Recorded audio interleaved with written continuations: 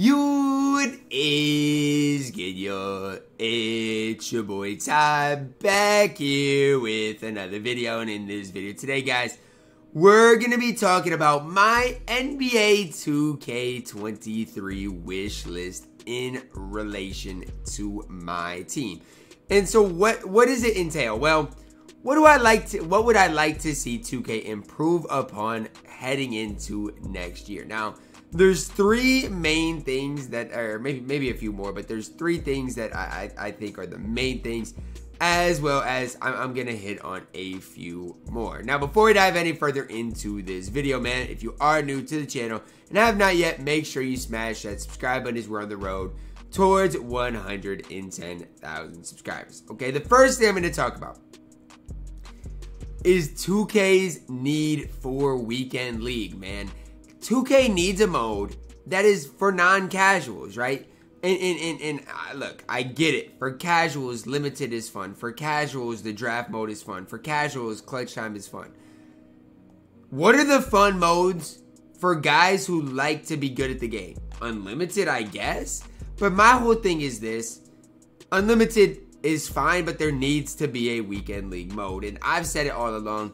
2K could incorporate a weekend league into 250K quals. I think that would be the best route to move. And we'll talk about the 250K system next year in general. But I feel like weekend league would be a great start. You know, have the weekend league leaderboards. And let's say every person plays 25 games. And the higher you get, the tougher matchups are, whatever else. Okay, and let's say the top 16 of those, whoever finishes in weekend league, gets placed in a tournament on that, you know, Monday or whatever it is. And, you know, whoever finishes top 4, whatever, however they want to do it, whoever wins that specific tournament ends up qualifying. Let's say they have 16 of them, ends up qualifying for the 250K tournament. I just feel like there are so many different ways 2K could implement weekend league. Obviously, the way Madden has done it in the past, I don't know about this year, but weekend league, and if you have finished, you know, top 100 or, you know, top tier, you do get rewarded really, really well. So that's just the way I personally kind of see things, is just the way in which weekend league could just be so drastically important for comp players. I mean, look, the reason I personally like Triple Threat the 100 so much is because it was somewhat competitive for me, and I like playing the game competitively. Some people like playing the game for fun and get their fun out of playing bots and clutch time.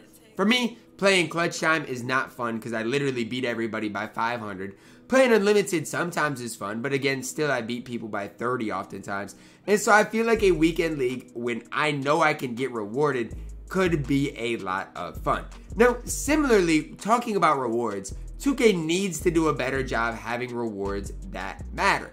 And specifically talking about game mode grinds. So, for example, okay, let's talk about Triple Threat Offline. Okay, this is just the game mode I'm going to use because we got all the rewards in front of me.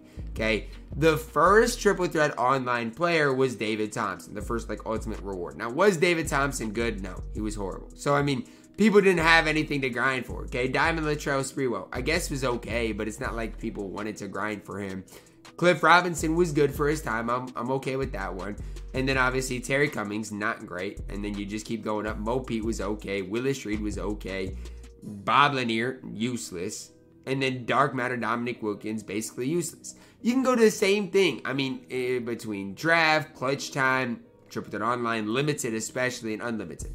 By the time this season is over with, so if it's 6 weeks long, the limited player especially needs to be a top 20 player in the entire game. If you want people to enjoy playing limited even more, give the ultimate reward a really good card. That is one of my main things. Same thing with level 40. I mean, we saw with Josh Giddey, Anthony Edwards, but especially people earlier on.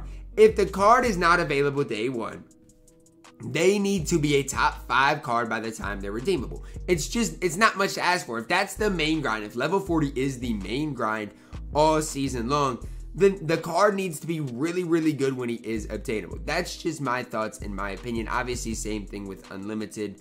All these game modes that, you know, take a while to complete because unlimited is 53 wins. Nobody's, at least most people, unless they boost, get that done in the first couple of days. And so, in my opinion, I just hope that 2K does a better job in the future making solid rewards. And yes, guys, Weekend League goes right along with that, right? Make Weekend League worth it. Sometimes limited, even after wins, it's not bad. When they put Hall of Fame badges in there, packs in there, limited is not a bad game mode to play.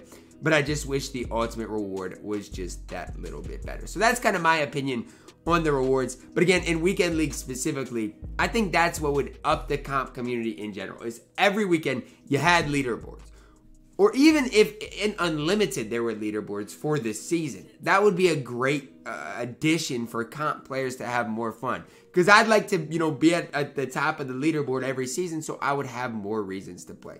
I'm just hoping as far as leaderboards or Weekend League, they incorporate something along those lines. That's just kind of my opinion on those things. But again, that goes hand in hand with better season rewards that we haven't seen. The next thing I'm going to talk about, okay?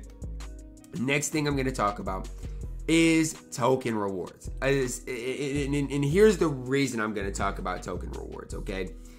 Token rewards in 2K19, if you remember, there was Will Chamberlain, James Worthy. Those were the main two that I remember for 2K19. I mean, I can go back and look on MT database.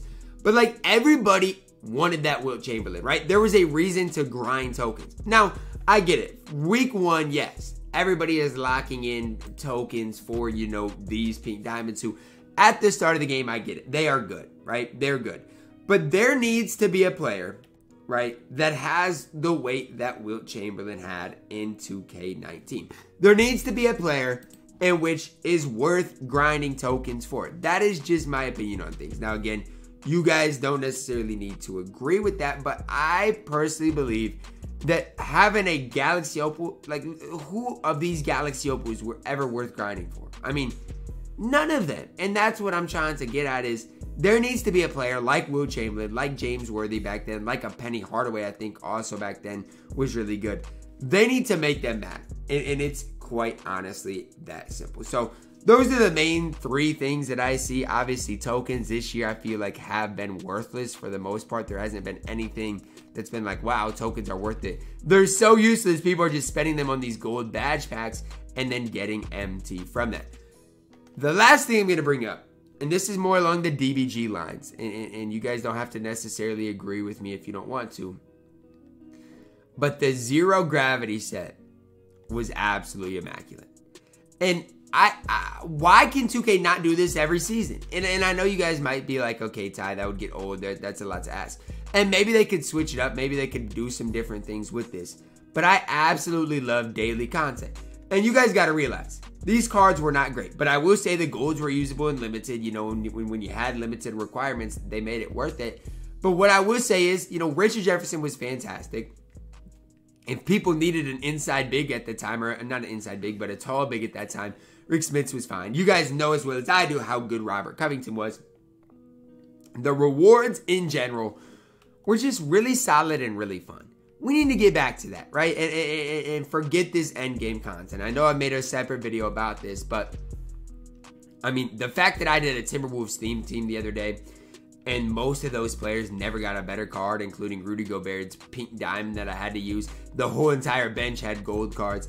It's just there needs to be more content as far as actual NBA players, right? That's another just small thing that I've already made a separate video on, but that's on my wish list for 2K23. That is relative to content. I hope for more daily content, and I'm not asking for much, just like those daily content like we saw in Zero Gravity that was fire, as well as when we do get packs, just give us more, whether it's moments, whether it's season rewinds, whether it's, season updates. I don't know what it is, but we need more actual usable NBA players in my team. So that's kind of what I'm hoping for as far as 2K23.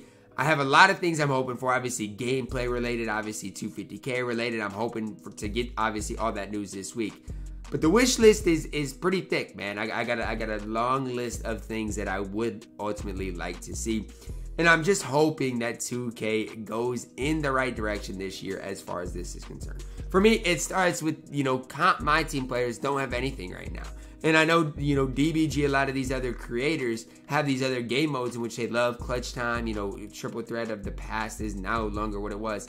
but there's just no longer a game mode. I get people are going to say unlimited, but unlimited's just not worth it most of the time. So we need something more to play, and in which you actually get rewarded for being solid at MyTEAM.